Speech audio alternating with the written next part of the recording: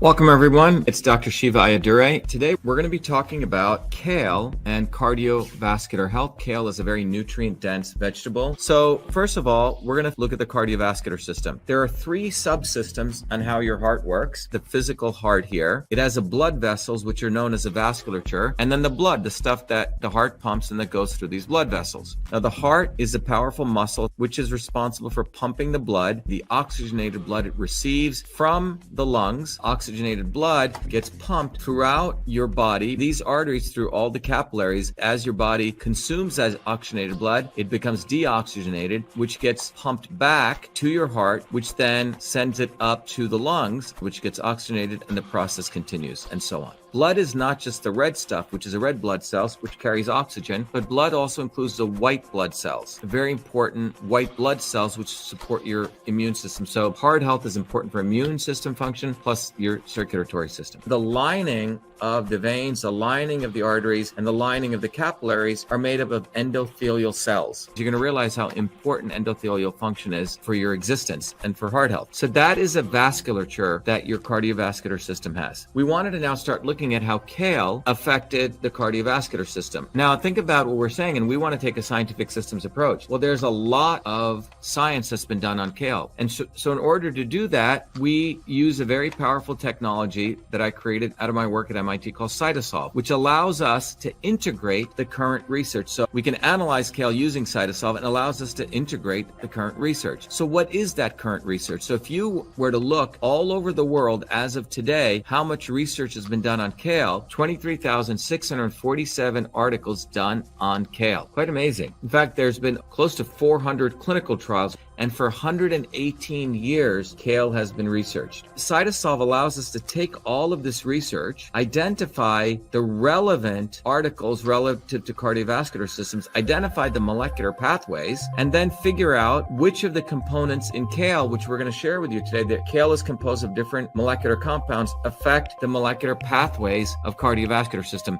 I wanted to let you know that we use the technology here. We've helped many companies over the last 16 years, a lot of smart, innovative companies, but we decided with all the mathematical models we've created, why don't we try to use this to compute the best product we could think of from the science out there for reducing pain and inflammation, pain and discomfort. And that resulted in us creating MV25 using Cytosolve. We're going to have more products that are going to be coming, but let me just show you what MV25 is about for those of you who haven't heard about it. But this is using Cytosolve in a beneficial way, not to just do research, but find combination therapies. Hi, I'm Barbara Ann. My hands would cramp up so that I couldn't hold cards or knit or crochet, and they would go like that.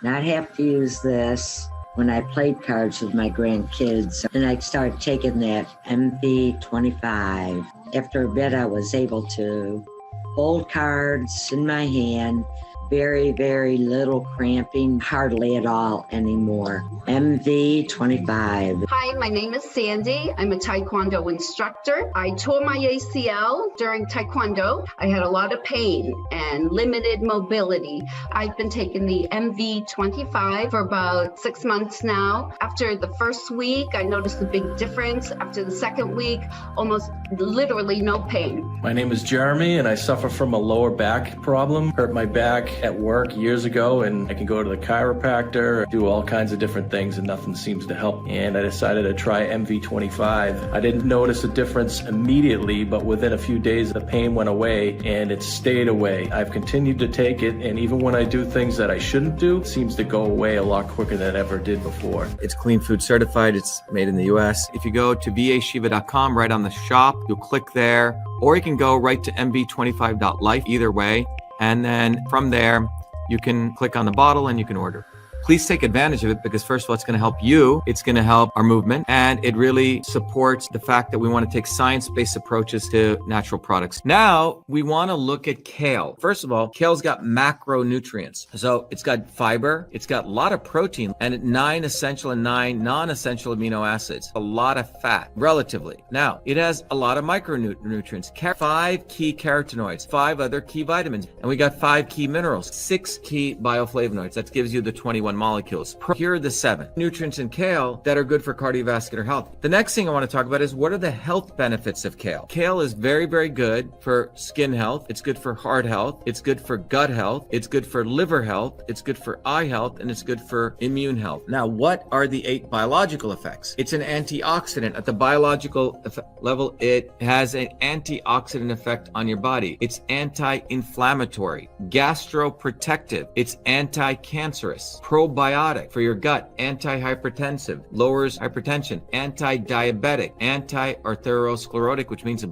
breaks up plaque. All right. So those are the 8 biological effects of kale. So as I mentioned, one of the key things here is endothelial function. So I want to talk about nitric oxide and heart health and why endothelial function matters. Nitric oxide is obviously a molecule, and it's a potent vasodilator. That means it opens up blood vessels, and it's key to maintaining blood pressure in your body. It's generated when eNOS, endothelial nitric oxide synthase, catalyzes L-arginine, which is an amino acid. So that's one endothelial cell right there. When blood flows over it, that's your shear stress. And here's a little structure on your endothelial cell. It looks like a Christmas tree. That's called the glycocalyx right here. And when blood flows over it, this structure shakes and it moves. And that, guess what, releases eNOS. That's this chemical. So the movement of blood moves the glycocalyx, and that is what releases eNOS. Very powerful. And there's all these chemical pathways. So the body is a very, very interesting machinery. How does kale affect the cardiovascular system? And in order to understand this, we're going to look at 3 molecular systems. So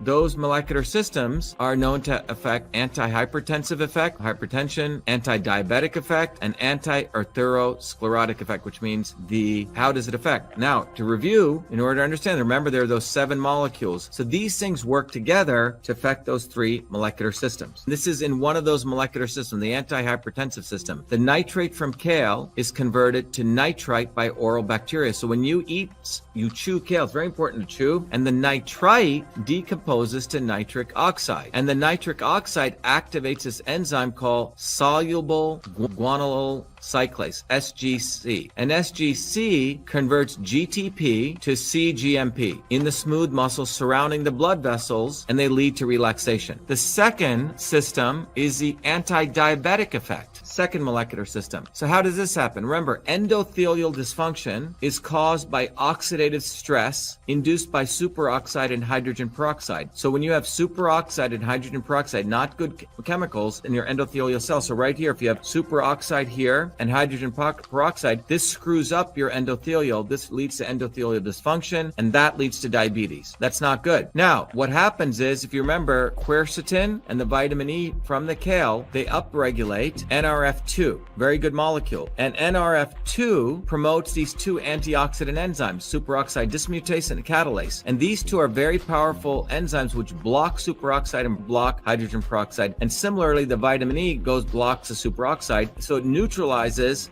these 2 not so good, right? Superoxide, hydrogen peroxide, ROS, reactive oxygen species. So it promotes the anti-diabetic effect because you dissuade endothelial dysfunction. And finally, the third molecular system is anti-arteriosclerotic effect, which means the formation of plaque. LDL, which is the bad cholesterol, low density lipoprotein, that gets typically oxidized to OXLDL due to oxidative stress, which comes from superoxide. And this leads to arterial plaque formation. You don't want this. So guess what happens? To intervene in this molecular system, the lutein, the zeaxanthin, the vitamin C, the vitamin E, and the quercetin, all of these very important players come in and they block the superoxide. So the LDL doesn't get converted to OXLDL, so you don't get the plaque formation. There you go. Is kale right for you? What you see here is kale increases the forces of transport. It stabilizes the forces of conversion, which is also known as pitta in the Indian system, or kapha, a storage. But it will increase transport, like bowel movement,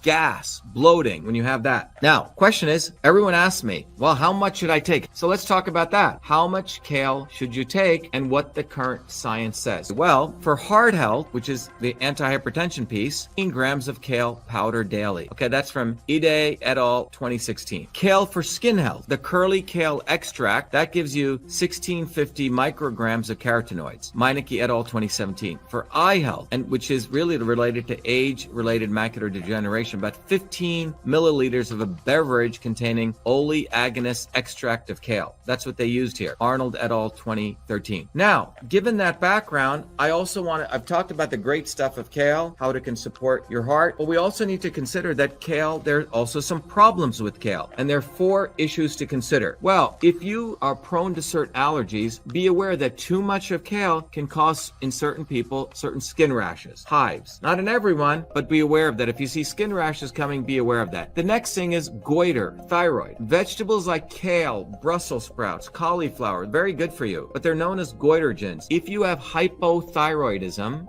where your thyroid's already sort of working slow, and you eat lots of kale, too much kale, it's going to affect hypothyroidism. By the way, one way you can do that is there are seaweed, sea vegetables, support your hypothyroidism, and I could do a whole video on that. So that's a second issue that you need to be aware of. Kidney stones and oxalates. What are oxalates? The green vegetables like spinach, I have to be very careful because not with oxalates, but spinach has something called solanine. I'll get inflammation. My body type. Oxalic acid gets produced from these things called oxalates. And if you are prone to kidney stones, be careful with eating too many green vegetables. I'm not saying don't eat greens, but be aware. That's another issue. And the third is digestive bloating. If you're already prone to get bloating, some people go on these raw food diets and they eat too much kale and they get bloating, and then it's hard to frankly metabolize food and people actually put on weight. So we have to be aware there are problems with kale, and these are the 4 issues that you should consider. Is all kale good? And the real question comes down to organic versus conventional. Organic kale is preferred over conventionally grown kale. Now, conventionally grown kale may contain over 18 different pesticides that are linked to lung, liver, kidney, thyroid toxicity, and are carcinogenic. And we know that organic farming produces healthier produce free of these pesticides. So if you're going to choose kale and you have the ability, please get the organic versus conventional, or explore what you need to do to really clean that kale up. There's many, many different things. I'll do a video on that if you want. So again, when it comes to all kale is good, my position is no. If I were you, I would get organic kale. So finally, I also want to let you know that it is our movement, and Cytosolve was very instrumental in creating a clean, certified, and certified raw labels. And you'll see these on products if you go online. And this is why, and the certified clean label means the products are safe. They means that farm to table, how were they processed, minimally processed, and bioavailability of nutrients. So the clean and raw certified are even a much higher standard than organic, because it's not just about organic, it's a number of constitutive things. So keep an eye on that. Hi everyone, this is Dr. Shiva Ayyadurai. Before we continue with this, I want to just remind everyone that because of the massive censorship and shadow banning that still continues on social media platforms, I'd like you to click the link to continue watching this on our own platform at vashiva.com.